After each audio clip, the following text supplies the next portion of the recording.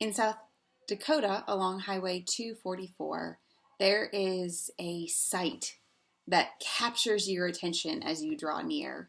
It's Mount Rushmore. Being an East Coast girl, I had never been to Mount Rushmore before, and so 2 years ago, 3 years ago, my mom and her husband and Dan and I went out west, and we went to Mount Rushmore for the first time. I was hooked. I loved everything about it. I loved being up underneath it and kind of looking up.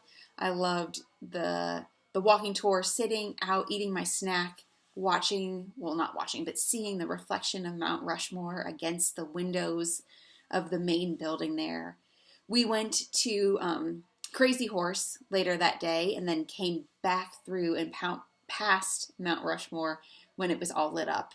And even though I get really car sick very easily, I turned around in my seat to watch Mount Rushmore, and we watched as the lights went down over top of it. And I loved it. So today, the passage in our devotion book is about when Moses stumbles upon the burning bush.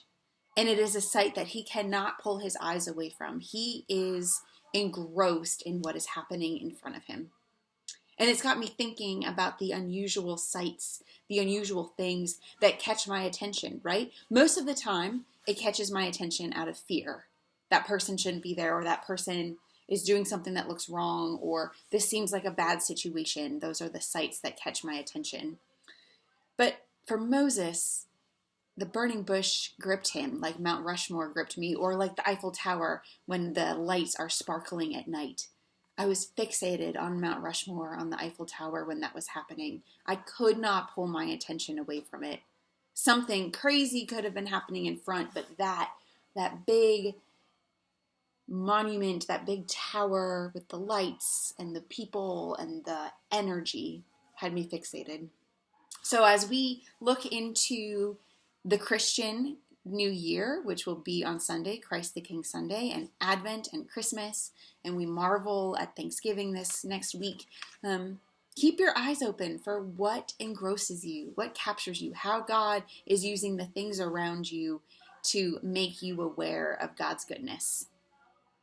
Just a reminder, Dan and I are on taking some family time next week. We'll be visiting some of my family, so there probably won't be videos, but there also could be, depending on how the Spirit moves.